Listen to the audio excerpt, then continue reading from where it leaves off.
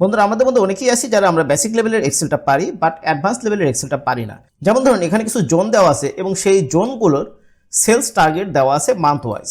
তো এখন এখানে মান্থগুলো কিন্তু সাজানো নাই। যেমন ধরুন, এখানে জুন আছে, ফেব্রুয়ারি আছে, জানুয়ারি আছে। তো আপনাকে এখন এই জিনিসগুলো মান্থ ওয়াইজ সাজাতে হবে। তো মান্থ ওয়াইজ সাজাতে গেলে আমরা নর্মালি কী করি, যে এখানে জানুয়ারিটা এভাবে আমরা খুঁজি, জানুয়ারি কই আছে, এই যে জানুয়ারি, এই জানুয়ারিটাকে আমরা কাট করি, কাট করার পরে হয়তো এখানে যে আমরা ইনসার্ট কাট করি।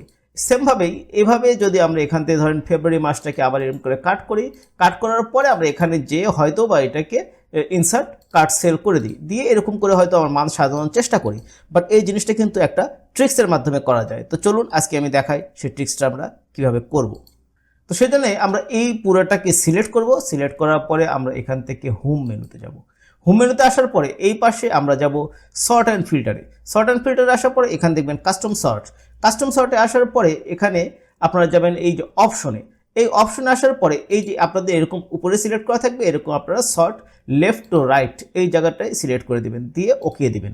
ওকে দিলে আপনাকে এই প্রথমতে আসবে, প্রথমে সর্ট বাই র নাম্বার 1, মানে আমাদের এই যে মান্থ নেমটা এটা কিন্তু 1 নাম্বার রোতে আসে। সো আমরা এই রো নাম্বার 1টাকে সিলেক্ট করে দেবো। সিলেক্ট করে দেওয়ার পরে এ পাশে আমরা অর্ডার, এই অর্ডারে আসবো। অর্ডারে আসার পর এখানে আমরা ড্রপ ডাউনে আসবো। ড্রপ ডাউনে আসার পর এখানে আমরা কাস্টম লিস্টে আসবো। কাস্টম লিস্টে আসার পরে এ পাশে দেখবেন কাস্টম লিস্টে দেখবেন এখানে জানুয়ারি, ফেব্রুয়ারি, মার্চ এরকম একটা লিস্ট আছে।